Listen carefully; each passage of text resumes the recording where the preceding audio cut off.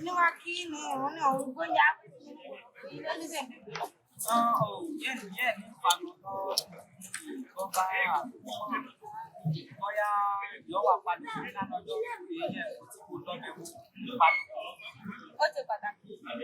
em có nước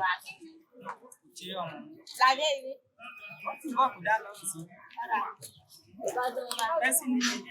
chiều đây nên đi học về Chén sẽ bị lúc cái gì đi nữa rồi cái gì rồi đâu kịp ban đầu chú ye ông có số một quyền nó lên con muốn nhiều em chiều đây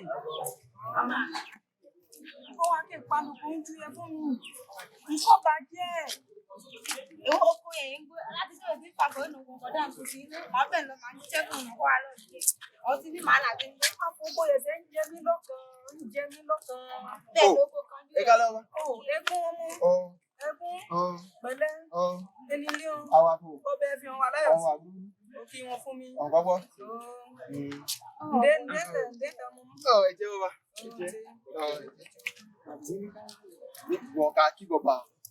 wá yẹn ní kejì ẹsẹ̀ ké fún ẹ òkú yìí ẹ méjì ní lọ Baba ko ete ko mi ene nje be ko kize yo de ba je. để ô tô khai ra giờ nó tôi đi E wo yin ko fun obe. ẹkẹ chụp tó vào đâu ẹkẹ tó ná ní sùn ọmọ ông có nó mi có cái này này trong cái bộ thể kia cũng bộ thể này cô đi Be lo wo ki baba ku di wa. ọlákẹ́mi èmi sùn ọlákẹ́mi bye bye pha người ta nó tin đi mình ní đi sùn gbà sùn ọmọ nhà nó có con ẹkẹ tó ná òyìnbó ọmọ nǹkan èjì ò ná lé ayé ẹ fẹ ekun ní Ẹkún. bẹ́ẹ̀ ò lówó títí fẹ lọ́jẹ́ náà kájà náà kò ń kí òyìn ọkọ̀ jẹ́ òyìn. Mo ba ijo afọ e ina lo di ko ni da do ni pa ki afọ ifo be kete ni ke ni. Fábalẹ̀. Oyi o tẹ́ gbé àjíwọ̀n ẹ̀ débi so. O wa ma bo mi ko tin di e.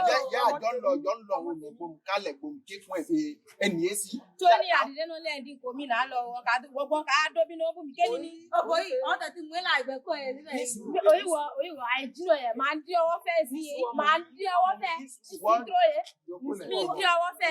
Oyè ẹni ẹ̀ kọ̀ọ̀kan sínú ọlẹ́. Gbogbo adun be wa dun ni ko be ko. Ọgbẹ́ náà Adun ni ko be òun ko. kọ́ yóò ṣe náà lẹ́kùn náà yẹ́lẹ̀ ẹ̀. èyí ń fẹ́ ilé ayé bẹ́ẹ̀ ń fọ́ lọ gẹ́gẹ́ bẹ́ẹ̀ ń fọ́ lọ ekun ló ní ọgbọ́ ekun ló ní wọ́n ní ayé bẹ́ẹ̀ ti ọ̀wà láyé ti àkèrè èmi yé mi jókòó Yo yìí ke ni ani ni ke jo be. Ni ke ye.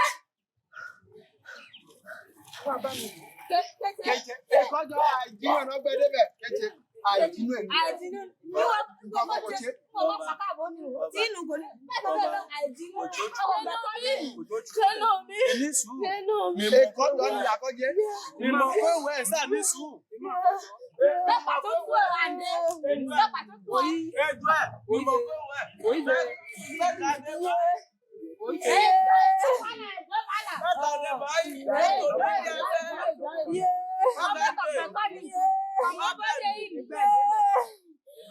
àìdínú ọ̀rọ̀ náà lè fún.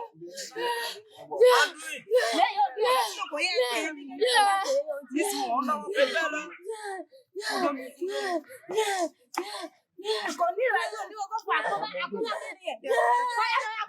Bọ́bá ìjà lè gbà. ní sùúrù ọ̀bọ̀ ìṣìkẹ́ mi lọ. Èkó àìníkẹ́ lọ sí ẹ̀. wá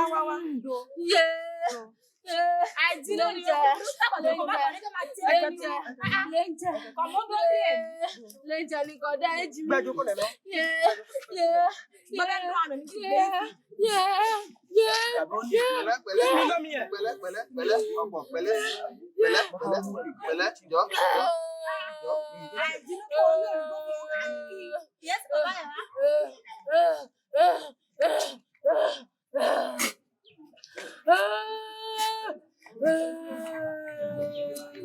Ọ̀sà jẹ́ nǹkan kó ní ònà òní máa fún un ọkọ̀ jọ ẹ̀nà ọkọ̀ tẹ̀sí lọ kọ́ tẹ̀tẹ̀ ọdẹ. Ó ní bíbá àdé náà ti tó ti tọ́jú. ọ̀ya ó tù ní sùúrù mo mú omi kékeré gbà wọ́n pàfọ́ pé ní ké bẹ̀rù àgbàlagbà ké gbèdé alójì kòkó. Oya, ndé. Oya, ndé. Yo, ndé. Aje pa. Awo, ndé. Pa. Oh, Baba. Eja na yo, eje.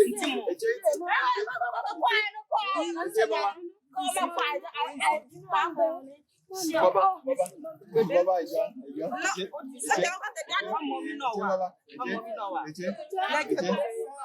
Oya, ndé nka lọ. Oyi, àìjínú ẹ̀ nǹkan pọ̀ ẹ́. Báyìí olùgbọ́n ń kékun. Oyi, ẹ jẹ́ kó wàá fún kọ́ ènìyàn yàn bọ̀ wọ́n. Ọgbọ́n.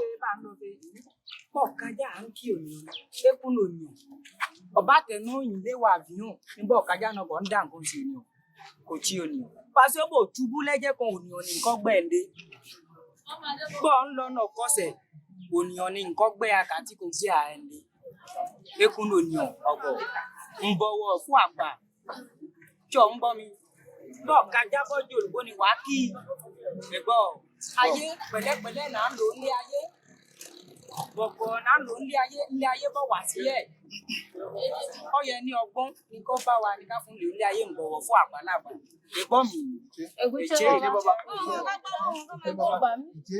kí ẹni wọn fún Ọgbọ́n. Bàbá mi lanu.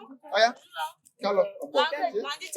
bọ́ọ̀lù ọ̀nà bá mi wọ̀ fún lúkú ọ̀bọ̀ nígbà wá ké balùkù ó yẹ fún mi èmi ká mú kó máa ń dé lọ nídi ké balùkù náà ọmọ gbòǹfọ̀ fẹ́ ń jẹ́ táì ọgbọ́n mi. kókó mu èmi lanu ni kọ́ọ̀dù yẹn ń gbọ́ máa wọlé lọ.